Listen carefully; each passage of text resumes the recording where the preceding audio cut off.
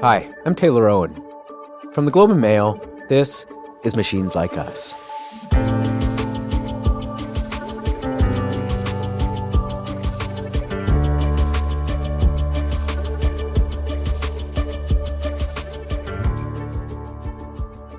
We spend a lot of time on this show talking about the risks of AI, the ideologies of the people making it, and the ways it's reshaping our lives.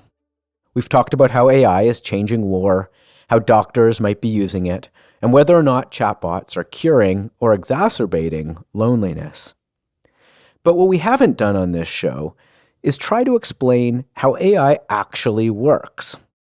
All signs point to this being the year of AI. Just last week, Donald Trump unveiled the Stargate project, which could see $500 billion invested in American AI infrastructure in the next 4 years. So this seems like as good a time as any to step back and to ask you, our audience, what questions you have about AI. And to help us with that, we're joined by Derek Ruths, a professor of computer science at McGill University. Derek is an incredible AI scholar and AI builder, but he's also one of the best people I know at explaining what AI is and how it actually works. So Derek, thanks for joining us on Machines Like Us. It is a pleasure. Thank you so much for the invitation, Taylor. So, Derek, in December, you and I co-taught an AI policy class. And in the first couple of days, you spent a lot of time with the class explaining what AI actually is and how it works. And I was really blown away with how you did that and how much I learned from that, and we all did in the class. And when we were thinking about doing a show of just answering that very question, we thought it might be great to bring you into this conversation and to extend your audience beyond that class to our listeners. So we asked them what they want to know about AI. No dumb questions. We're open to all of them. And I'm going to try and do my best to distill what they asked and what our listeners wanted to know about AI. I'm really looking forward to it. And that's very generous. I appreciate your comments, Taylor. I do have to say, though, that the opportunity to share this kind of information with people who are perhaps not traditionally thinking about tech and how it works. I mean, for me, it's also really exciting because it's an invitation to think about technology that I work with on a day-to-day basis really differently. And so, this invites me to also think differently about things. So we will all learn is what you're saying. Exactly. I'm looking forward to it. Well, let's dive in. So look, we put the question out to our listeners and we got a lot in, and we've clustered them in sort of some buckets. And the first really is what do we mean by AI? And what is this thing actually? And so if I were to ask you, explain to me what AI is, like just in layman's terms, like I'm a 10-year-old, what is AI? Right. So when we talk about AI, I think it's really useful to remember where computers came from. Computers have always performed tasks for us. In the earliest days, they were sorting numbers and they were going through reams of files in order to find particular things. Some of our earliest experiences in adulthood were the rise of search engines, where it was literally looking through web pages, finding the terms that we wanted, and then bring those back to us. But we've been on this continuum and this journey of the tasks that we want computers to do getting harder and harder and harder and harder. And at a certain point, we reach this sort of threshold where we start expecting computers to do tasks that we ourselves might not know how to tell a computer to do. And so, for instance, going through a set of files and finding the one that has a word, it's pretty clear how you tell a computer to do that. You look at the first file, look at each word. If it's in there, pull it. If it's not, look at the next file, and so forth. But then we get to something like, listen to an audio recording and convert it into text.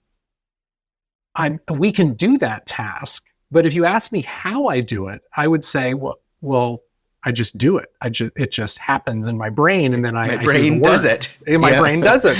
But unfortunately, we can't tell computers that. And so when we think about AI is a program that is performing a task that we kind of don't know how to tell it how to do it.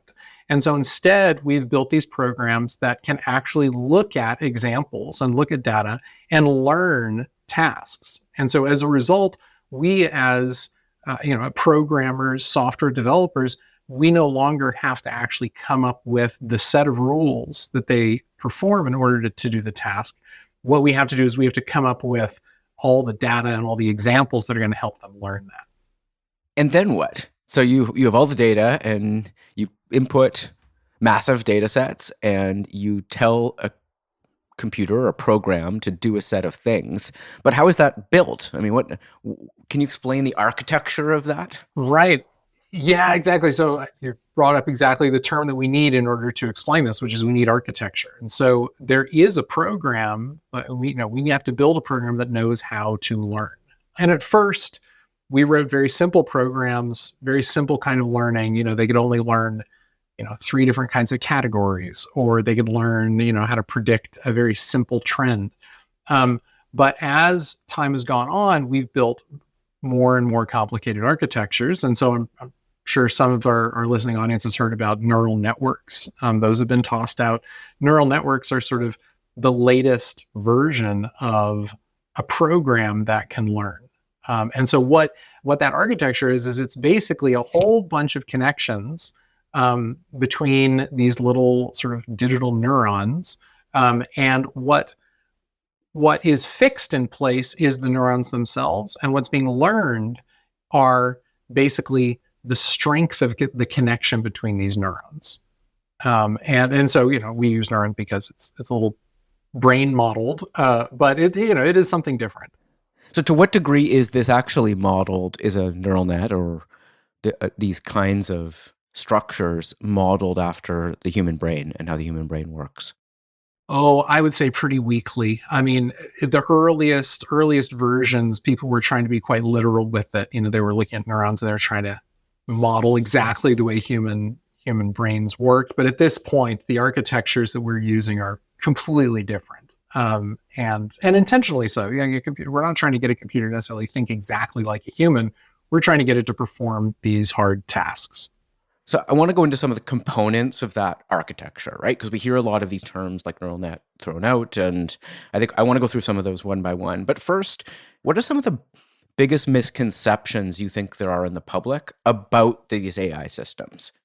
Well, I think that one of the biggest disconnects between the way AI technology actually exists and the way we think about it. And I should say, I feel as though I fall into this category and camp a lot as well. There's a lot of companies out there trying to tell us that AI can sort of do arbitrary things, that they're just sort of out there and they could do anything. And the easiest example of this is like large language models, which I'm sure we'll talk about, like ChatGPT, where there's this idea that oh my gosh, they can be like a PhD student, or they have a PhD and they can do all these things.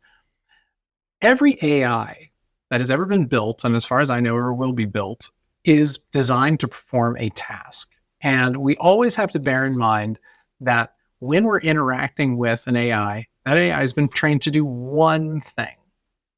And that one thing could be anything. It could be recognizing molecules that bind a particular enzyme. And so, it can learn that. Or it could be producing human language in a particular way. But fundamentally, there's always this task. And so at least to the present, we don't have AI systems that are sort of taskless or that independent as in the way that we might think of ourselves as being sort of independent thinkers. Can you explain what the limitation of that would be? So how would you bump up against the bounds of that limitation? Because it does seem when you interact with a language model, it's boundless, right? You can ask it anything. Yeah. So the rise of large language models has really, I think, blurred that line. I think that's what's created a lot of confusion in general. And that's because large language models play with human language, and human language can express any number of ideas. And so naturally, when we think of an AI as being able to produce text, we think, oh, well, here's this system that can produce anything. But of course, they don't necessarily understand notions of what's accurate and what's not accurate. So generating text is different than generating factually correct information. And so, for instance, those two things can come into friction. Just because it can string together words that make sense doesn't mean that they actually have like an underlying sort of truth to them. And given these limitations, how do you understand the power of the technology? And how do you explain why this technology is such a breakthrough and so important in your view? Well, I think that AI presents the possibility of building machines that can solve problems that we ourselves are not sure how to solve. And I think that is really exciting, because there's a lot of problems out there. I mean, you come from the policy world. I mean, we're constantly bumping up against policy problems. There's that we a few don't know how out to there. solve. There's a couple.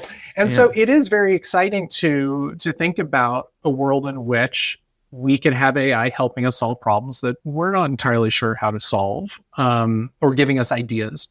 I think that, the challenge there is just always bearing in mind that the AI itself is always limited in its ability to solve a problem, because it's only learning the patterns that we've shown it before. And as long as we bear that constraint in mind, I think we can have a very healthy relationship with AIs and use them for a benefit.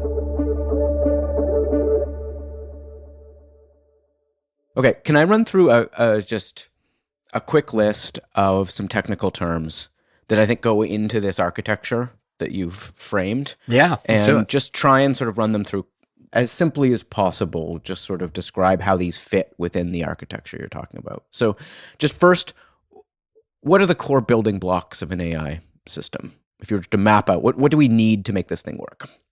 What do we need to make this thing work? First off, we need data in two forms. We need training data, which is what we're going to show the AI to get it to learn. And we need testing data, which is what we're going to use to determine whether or not it's learned. And it's really important for those to be different. We need, these days, we need the software architecture itself. So we need, in this case, like a neural net.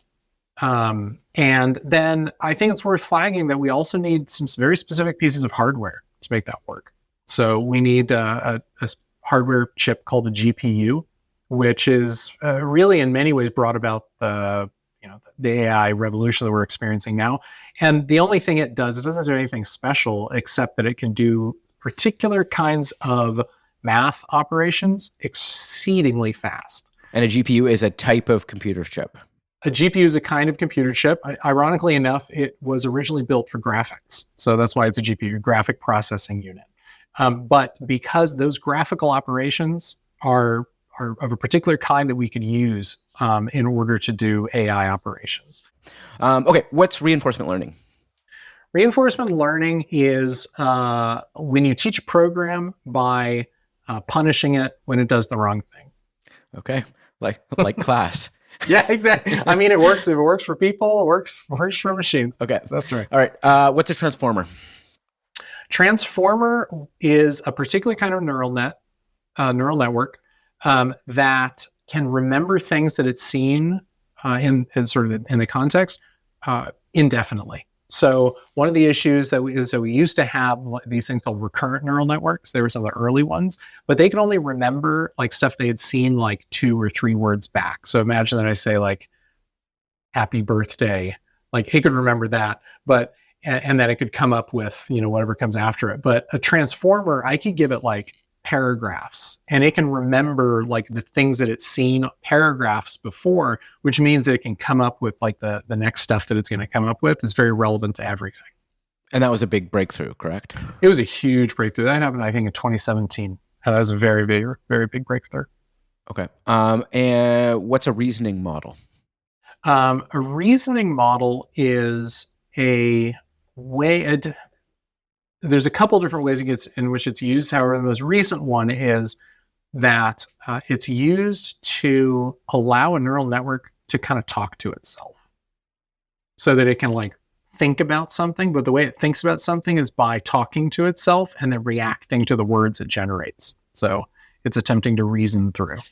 So these are what are currently the more cutting edge of the large language models, correct? So the Yes, new exactly. GPT is called a reasoning model, and which is why it takes longer to think when you ask it a question. Exactly. What it's doing is it's literally generating text for itself. Yeah. What's an agent? An agent is an AI system that can perform actions in the real or digital world. Basically, it can do more than just talk to you. What is ChatGPT? ChatGPT is probably one of the most popular and most known versions of a large language model. And what is a large language model? Well, thanks for asking, Tilly. We've finally gotten to it. We've gotten to it. So a large language model is an AI system that is designed to perform a very specific task. And I think that perhaps this is one of the most important things for everybody to be aware of when they work with a large language model, which is what that task is. The task that a large language model is designed to perform is coming up with the next word. That's actually all it's doing. And so, like, the example that I like to use is if I say something like, happy birthday to blank. You. You, exactly. You. I mean, Okay. Everybody's, like, we've heard that so many times that we know that the next word that comes after to is you. So I'm a large language model. You are a large language model. Exactly. And now we can play this game in a number of ways. I could say, once upon a time, there was a blank. And, when I do this with my students, they all hear princess and dragon and knight and monster, and they're all right. They're all right. Because the affiliation of that sentence is to go to a fairy tale. To go to a fairy tale. Yeah. And we've all heard, or, we're familiar with that trope. And so that is what a large language model is doing. It's just doing it over and over and over and over again. And so we say, once upon a time, there was and then it'll fill in monster, and then it'll fill in who, then lived in. And many of these, like, there's any number of words that usually work in a particular spot, but that's what a large language model is actually doing. It's just trying to guess the next word based on all the language that has been trained on. So as you can imagine, because ChatGPT and large language models are the main interface for people with AI at the moment, it's sort of the consumer product. A lot of the questions we received were about LLMs and their limits and their capabilities and these sorts of things. So here's one from our colleague at the Globe and Mail, actually, who works with us on the podcast, and asked, when we're talking about AI, are we actually always talking about LLMs?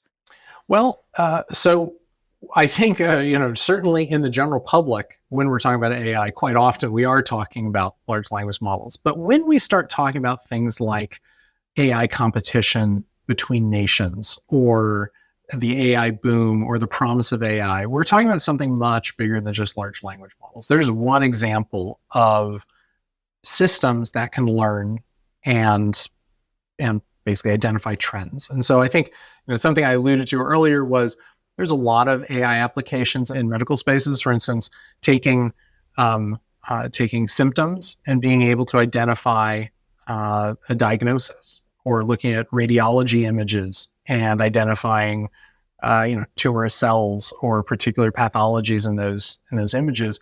So those are not LLMs.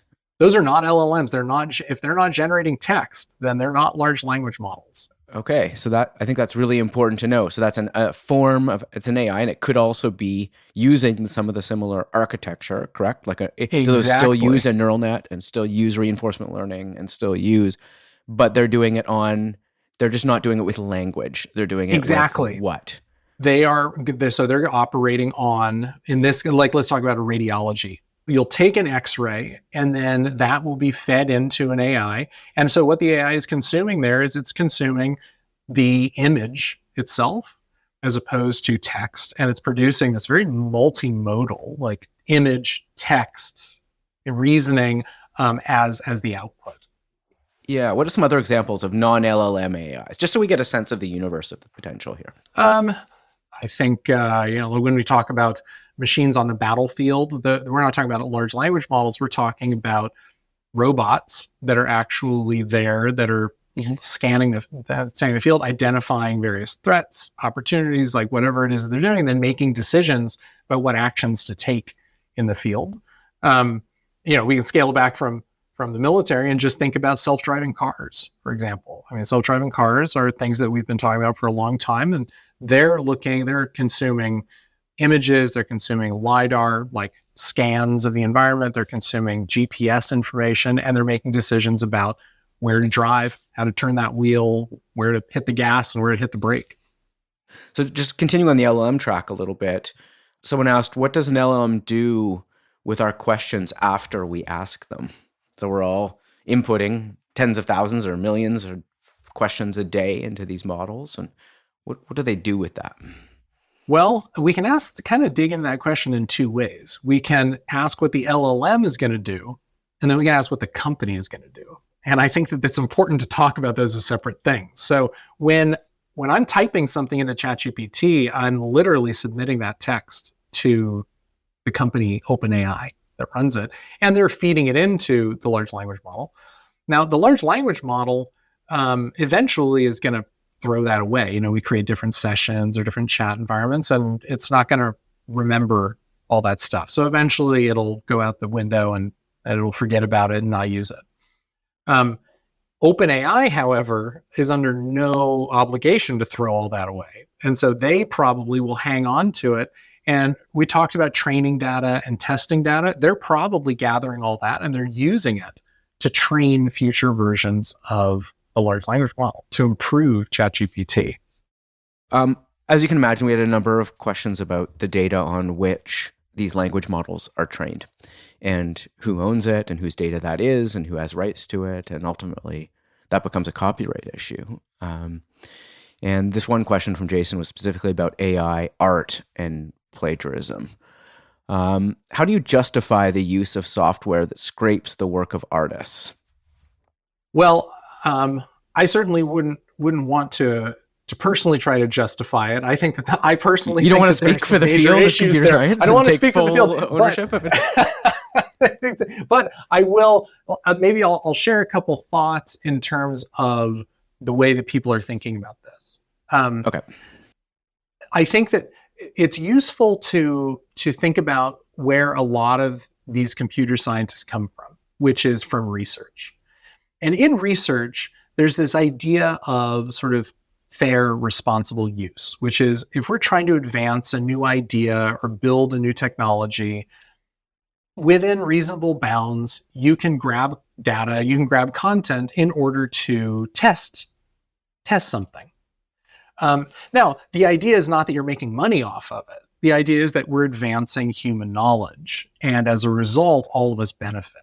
So I think a bit of the ethos that we see in AI originally comes from sort of this idea of sort of progress and trying to do research and trying to help build knowledge. Of course, that's not what they're doing. Once you move into a production model, now you're literally mining data and you're using it for profit, for delivering services. And so this is where I think it gets really, really tricky. I think that the argument that OpenAI and other companies have made is that anything that they can see on a browser that they don't have to log in for is fair game. Because if I can see it with my eyeballs, then why can't a bot? I'm not making an argument that that's the right policy, but that is a way of thinking about it. Do you think this copyright situation could change? I mean, there's some big prominent lawsuits at the moment, like the New York Times and the Globe and Mail here in Canada, are all claiming their copyright was breached, right? That there was something nefarious, that their whole back catalog of everything that's ever been published is included in OpenAI's training data set. So do you think that fair use argument is going to hold in light of these suits? Well, there are some very powerful actors out there that don't want it to hold. And so I think this is, I think we have to be cognizant of that. I do think that there are paths to enforcing it. One of the things that for various reasons I think is important is that we start as the public, perhaps, and as a form of governance, we figure out how to regulate what data and actually get companies to be transparent about the data that they're using to train their systems. And so if we really start pushing towards that, we might have a little bit more leverage in terms of deciding what companies are using, or at least knowing what it is. Yeah, I mean, surely we should know. You'd like to think so. Yeah, it seems like a fair thing. But now we're getting into my policy domain, so I won't ask Yeah, you exactly. that way. Yeah, we could turn things around a little bit. Totally. What happens, really briefly here, what happens when we run out of data, and what is synthetic data? Well, so we're in the world of having run out of data in a sense. So now they're thinking about, like, where do I get more data to train our systems? And one of the ways that they're solving that problem is that they're having large language models generate data that they then will include in the training set. So, for example, I could go in and have a conversation with ChatGPT about anything, and then I could take that as training data. Now, the thing about that training data is it's synthetic because it was produced, a half of it was produced by an LLM. So there's all kinds of questions right now about whether that's even going to be useful. I'll leave that there, but it is an interesting thought experiment that if AIs are being trained on data that AI has created, are we cutting humans out of it? Are we cutting humans out of it? And the analogy that I often sort of fall back on when I think about this anecdotally is, there's in livestock rearing, there was that big debate about like whether like basically the refuse from slaughterhouses should be processed and fed back to cows. And that, to me, that's what synthetic data is kind of like. It's like taking stuff coming out and then feeding it back into the system.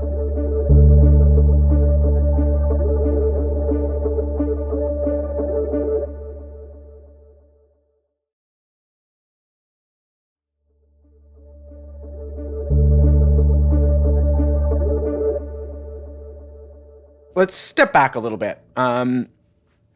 People are intersecting with AI now and have over the last couple of years in a whole host of new ways, and are being told it's going to have widespread impact on their lives, on their relationships, on their jobs, on their kids, right? So as you can imagine, bulk of the questions we got were about that, right? Like not just about what this thing is, but what does it mean? So I want to run through a few of these now. The first one came from my son. So asked my son what kind of questions he wanted to ask, and this was his. Hi, my name is Wally. I'm wondering, AI is built to be exactly like a human, but is there anything AI will never be good at? Well, the places where AI has consistently struggled is with things like humor. And people have been working on this for a long time. We now have transformers and all kinds of advanced things. So you'd think we have plenty of data sets to show you what it is to be funny. But LLMs have a crazy hard time. They are not good at it. And so there is something right now about creativity that we can't seem to get large language models to learn, and I think AI in general to learn. And I'm not sure that I could make any wagers on whether or not they'll learn that, but there is something about sort of the creative act, whether that's composing music or composing literature or even just composing jokes, where there just seems to be sort of a falling short. And so to me, when I think about sort of what the future of being human looks like, I imagine that it involves humans really being the drivers of creativity and innovation and using AI systems in order to get the things done around that, in order to sort of get work done around the ideas that we have and that we want to share. I really struggle with that, the word creative in this system, right? Because I can tell ChatGPT to tell me a joke, and maybe it's really funny. Sometimes it's not, but maybe it is. Or I can ask it to write I can use a different AI tool to come up with a song, and maybe I really like it. And I'm like, oh, that sounds great. I like it. I enjoy it. You might write a novel for me at some point, and I'm like, that's a good book. But why is that not creative? Where is that line? I think that when we hear critiques, and I think that your criticism is, I think, very warranted, because for sure it can generate music that hasn't been heard before. It can draw pictures that we have not seen before. I think what I'm starting to hear, and I think is kind of established, is that these productions feel derivative, as in they feel as though they're riffing on something rather than generating something truly new. So it's as if you asked for a picture and it drew like an interesting take on the Mona Lisa, as opposed to a completely fresh and new picture. We could say that both of those are creative in the sense that neither has been seen before, but one is just closer to the source than another. And I think that this is where AI has trouble being sort of creative, which is how far can it get from the data that it was originally trained on? Because if it was trained on a particular kind of art, that's going to be the limits of its quote unquote imagination. And do we think the human brain goes further than that, or is it just more advanced in that process? Well, you might need to get a different expert on here to get a definitive answer to that one, maybe a psychologist or even a art historian, because I think that the question of what novelty is, I think is an enduring question even for us as humans. I think what we see right now, though, is that AI does seem to fall short of whatever that is. But I do think that, to me, there's a really important lesson here, which is that understanding where that line is drawn involves actually interacting with AI. And I think that as all of us have a responsibility in some sense to responsibly engage with and connect with AI, if only to understand what that line looks like, because that line is moving. And as you said, the line means different things to different people and to different communities. But the only way we're going to know is by experiencing it and having conversations about where that line is. Yeah, and that leads directly into the next area that people have clear concern about, which is where that line intersects with their jobs. Because a very real implication of the use of AI is that it can, in some cases, replace people. So I'm wondering how you think about this. Like, how will employers and companies look at what an AI can do versus what a human can do? I think we're going to learn a lot in the next couple of years about this. One of the things that I hope is comforting to people who are feeling as though their careers are somewhat threatened by this is that we have not seen the uptake of AI nearly in the way that sort of the hype machine was telling us it was going to be, revolutionizing and replacing jobs left and right. I mean, for sure, it's changing the job market, but it's also clear that it's not moving nearly as fast in terms of job replacement as we thought. I think that employers are, I suspect, always going to be thinking about the sort of the cost benefit here, which is like what can a person do, what can an AI do, and I think a big thing that holds back the adoption of AI is its reliability. And we've all seen it with ChatGPT. It's good with some things, and all of a sudden it's not good with the same thing. And so that reliability, I think, is going to be a huge obstacle to adoption, even for the most basic tasks. One of the really important things that comes out of that, though, is that humans are going to be caretakers, supervisors, collaborators with AI systems for a long, long time. Yeah, we had another question about the incentive structures of companies, I suppose, and whether they will protect humans in their systems. Like, how would you think about that? Like, I'm reminded a bit of my dad, who worked for a company and spent his whole career working in one company. And I think that there was a real ethos at that time of, the company is there to care for the employee and protect the people. And I think for sure we've moved away from that. And that's not AI. I think that's just, a number of other factors playing in. Capitalism, Derek. That's capitalism. Well, I wasn't sure whether I should be throwing that one out as well. Like talking about straying away from my area of expertise.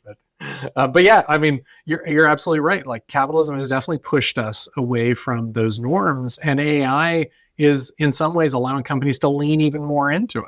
And so I do worry about what protections and senses of responsibility companies should and will have towards employees, and where that sense of integrity is going to come from.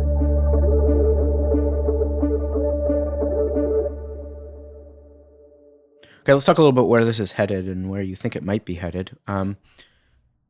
Who is deciding what the future of AI will be? Well, I think that there's two groups. And one of those is the tech moguls that we read about. The other community, though, which is less visible, is the open source AI community. So increasingly, there are AI tools and AI systems being built by software developers, AI engineers, and being shared with the public. So they're effectively available for free. Those are the two technical forces, in some sense, shaping AI. I think that very much we are starting to see the rise of communities of practitioners who care about this, whether that's artists or writers or software engineers. AI is starting to write code too. So there's these communities that are going to be impacted by it. I think that we have an opportunity to shape it, but I think as of yet, I think that we haven't seen the way in which we sort of organize in order to shape the future of AI. By we, you mean citizens? Citizens, yeah, impacted communities. What's the next frontier of AI? Like, what do you even just in the near term? What are some of the big things you think might see in the next year or 2 years? Well, I think one of the big things that we're going to see coming out this year and next year is agents. So you mentioned it earlier. Agents are basically, you take like ChatGPT, and now rather than it just talking back to me, I can now ask it to do something, and then it actually does that. So I can say, hey, book flights to Miami, and it'll actually go do that. For some reason, whenever you hear the idea of an agent sold by a company building them, it's that they can make restaurant reservations for you. Like, why is that the thing that we need solved? I mean, I will say scheduling, if they could solve the scheduling problem, just like organizing meetings between people and making reservations, there's some enduring like friction there that they haven't yet, though. Let me tell you, the amount of times I get someone's AI scheduling AI interacting with me, it drives me nuts, because that's not a person. Well, and I think that the question is, how do we react to it? So I feel as though there's kind of two possible solutions. One is that we push back and we basically are like, stop using the AI agents, or we deploy our own AI agent to interact with their AI agent. And then we get into a turtles all the way down kind of. Yeah. I mean, I feel like that's a core question we're going to be asking as these agents sort of swarm our worlds, so to speak.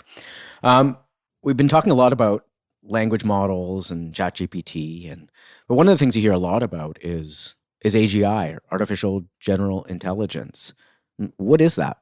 AGI is the AI that we haven't gotten yet that can just kind of do anything. So that's artificial general intelligence. So that's something that can just run in the world, do things, basically behave like a human, or do human-like tasks. Are we close? I think that's a big question. I don't think we are. I think that there's a lot of hurdles that we have to cross. But it's to your earlier point about like, where's the line?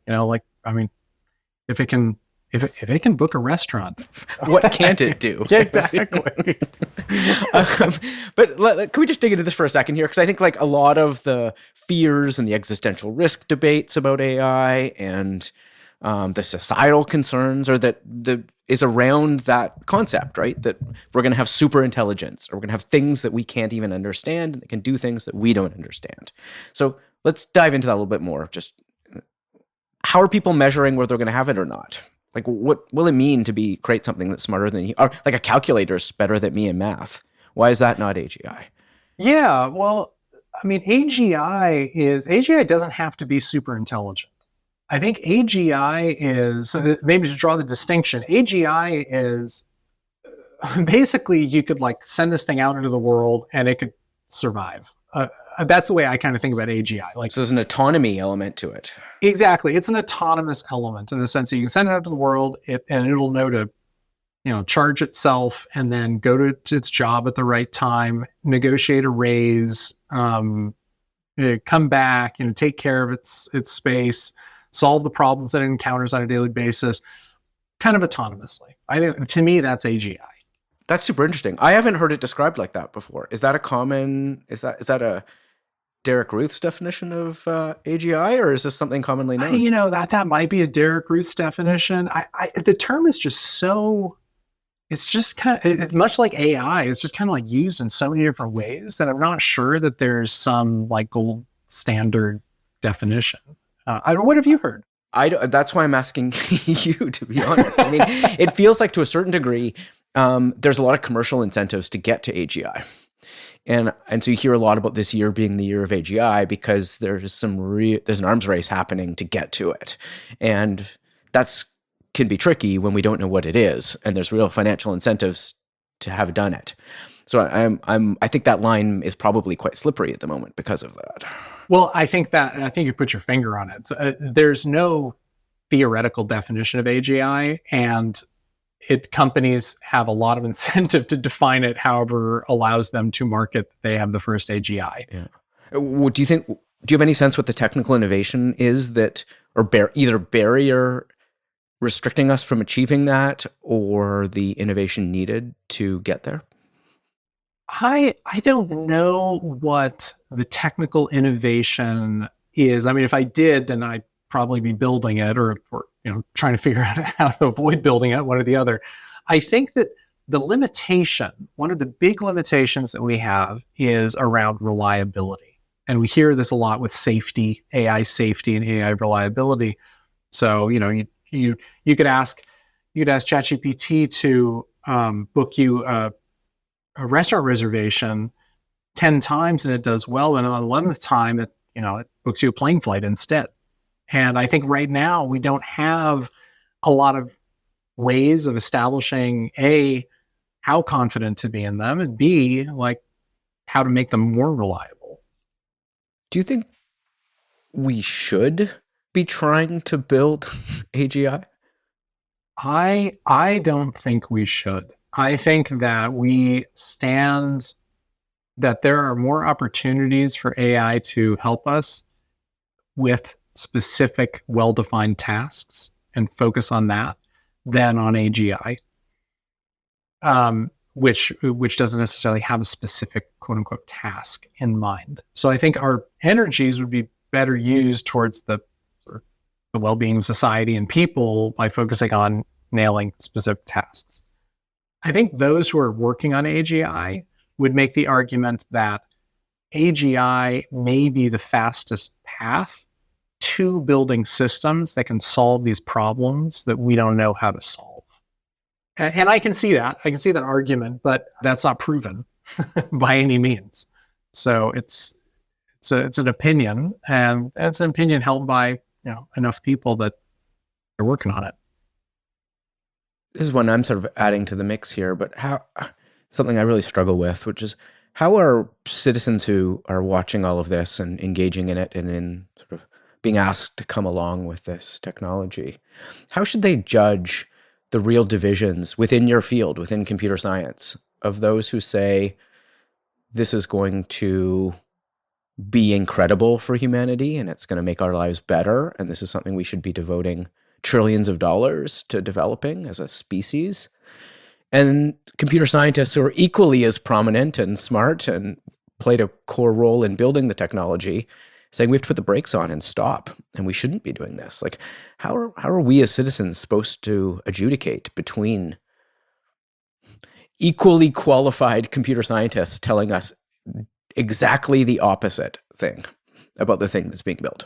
I think that the general public, as well as policymakers, should stop trusting computer scientists to make any society or policy level decisions. Like, that's not what we're trained to do. Sam Altman is not, like, he's not trained in sociology. He didn't go through a policy school. Like, there's no reason why we should actually trust his take on what is good for society or where AI should go for society.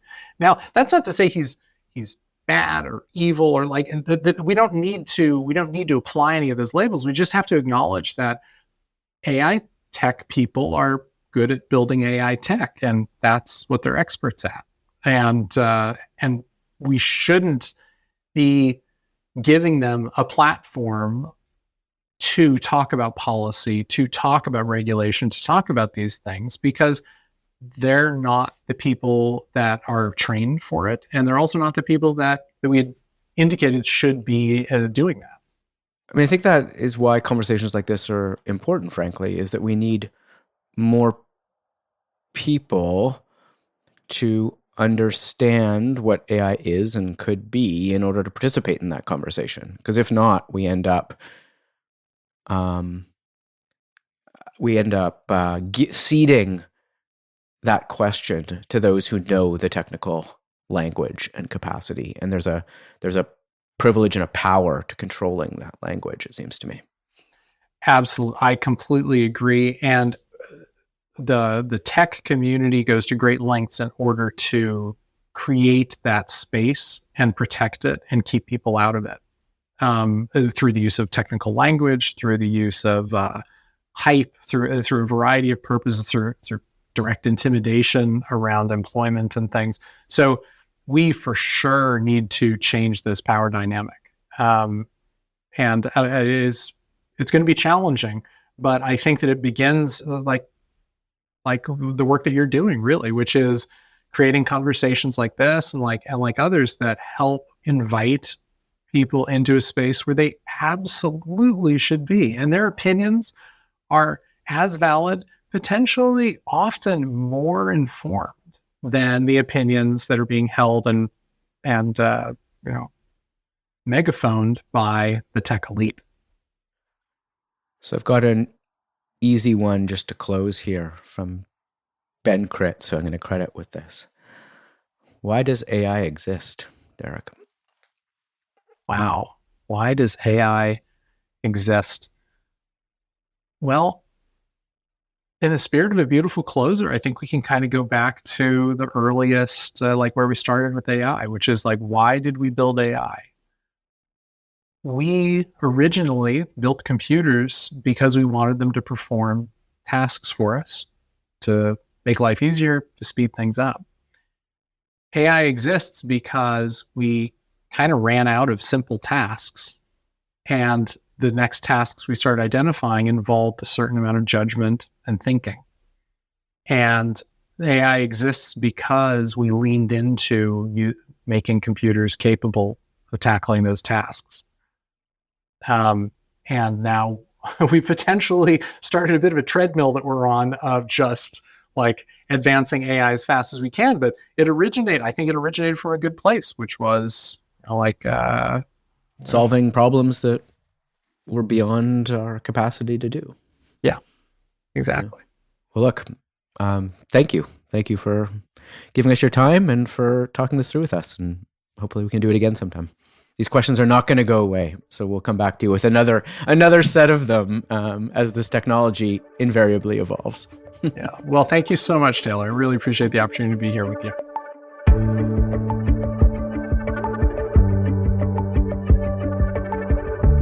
Machines Like Us is produced by Paradigms in collaboration with the Globe and Mail. This episode was produced by Ramatullah Sheikh. Our senior producer is Mitchell Stewart. Our associate producer is Sequoia Kim. Our theme song is by Chris Kelly. The executive producer of Paradigms is James Millward. A special thanks to Matt Frainer and the team at the Globe and Mail. If you like the interview you just heard, please subscribe and leave a rating or a comment. It really does help us get the show to as many people as possible.